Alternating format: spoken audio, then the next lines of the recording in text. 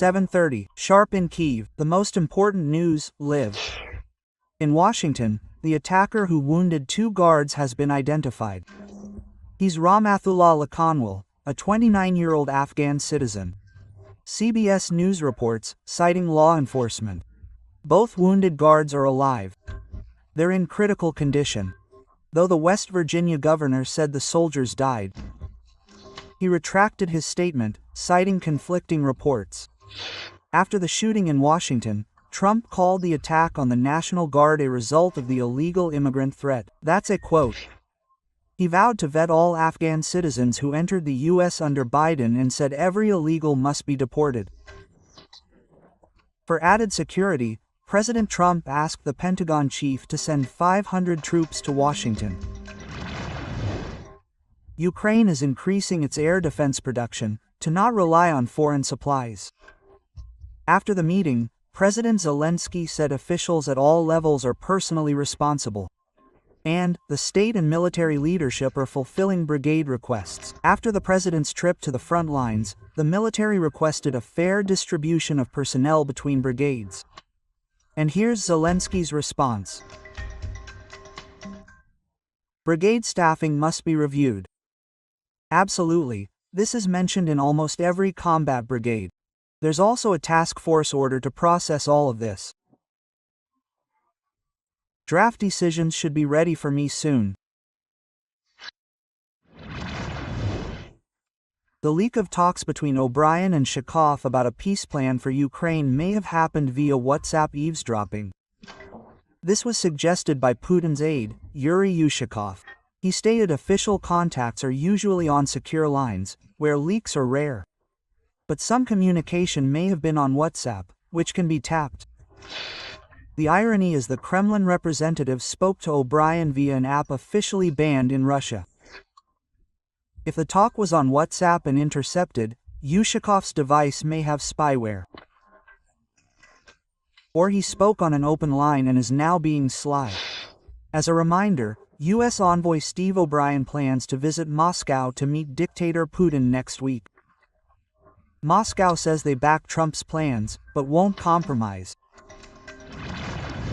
In Ukraine, 74 prosecutors were fired for fake disability, and 66 staff from admin posts in the prosecutor's office. This was announced by Prosecutor General Ruslan Kravchenko. He says nearly 300 cases are now under review. Several cases of staff who illegally got disability status are already in court. Active probes into fake disabilities in the prosecutor's office have been ongoing since late last year. The case of Tetyana Krupa, head of the Khmelnytsky Regional MEC, triggered this.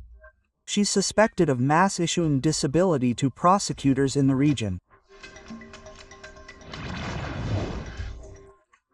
The death toll from the massive fire in a Hong Kong residential complex has risen to 36. Almost 300 are still missing. The fire spread to 5 adjacent high-rises, housing nearly 500 residents. Witnesses say flames shot from numerous windows, and thick smoke obscured parts of the buildings. Around 700 people were evacuated. Besides the dead, at least 15 were injured. It's preliminarily established that the fire started due to the ignition of bamboo scaffolding and construction nets used in Hong Kong for repairs and facade work. According to the fire service, it's one of the largest fires in the country's history. In Paris, the Christmas holidays began with the Ukrainian Carol of the Bells. Christmas lights were lit in the city during a large-scale flash mob. 100 musicians and singers performed an orchestral version of the Ukrainian Carol the Bells. Children dressed as angels sang in the windows of buildings. Other participants joined in turn. This is actually a key element of the flash mob. It combines different genres from children's choral singing to electric guitar. Let's listen to how it was.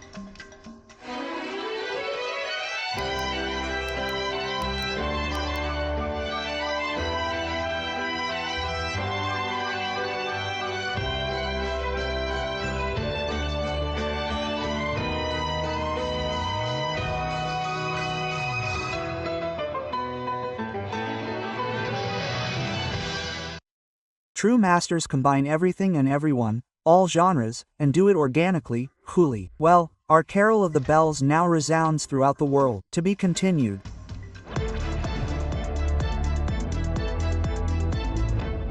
Yes.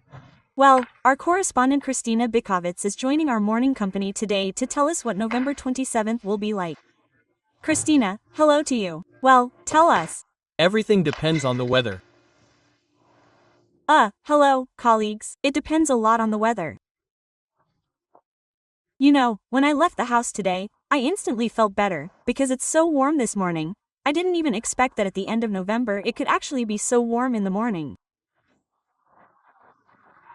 Thermometers in the capital show +10 right now. Although my cameraman Andre even argued with me a little, said that his phone showed it was even a little warmer in the center today. Even 11.5 degrees. But nevertheless, the main thing is to understand that it really is a very, very warm, pleasant, cool and comfortable morning today. Although, if you believe the weather forecasters, temperatures will gradually fall closer to the evening, it will get cooler. In many regions today the weather will be quite windy, especially in the evening. And in fact, forecasters are predicting rain in some places today. So where exactly, what, why, where and how to expect it, I'll tell you everything in detail by region. Traditionally, I start with the east of the country. In the east today, there will be no precipitation, but it will be quite windy throughout the day. And forecasters predict a maximum of +11 degrees during the day today. In the morning and at night we will record an average of +4 to +8 degrees. In the south of the country today, according to weather forecasters, it will only rain in Odessa. But throughout the region, the weather will also be quite windy, but the temperatures will be warm, and in the afternoon a maximum of +18 degrees Celsius. In the morning and at night, the temperature will range from +8 to +12 degrees. And in the west of the country today it is also cloudy and also, in fact, windy, but without rain, but the coolest among all regions.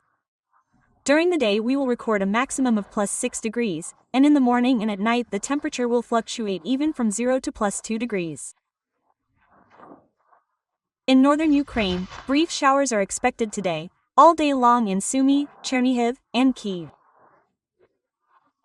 Regions, with a high of 11 degrees. Morning and night, temperatures will range from 4 to 8. Central Ukraine will also see rain today. In Poltava, Dnipro, Cherkasy, and Vinnytsia, daytime temperatures will range from 10 to 14 degrees. Mornings and nights will see 6 to 8 degrees. Kyiv's high today is forecast at 11 degrees. Right now, as I said, it's 10. At least, that's what my phone says. And if we trust the weather forecast, the temperature will only drop towards evening. It won't get warmer, at least according to the forecast, and brief showers are possible all day. Now, for temperature records. The warmest November 27th was in 1969, at 12 degrees, and the coldest was in 1993, at -16.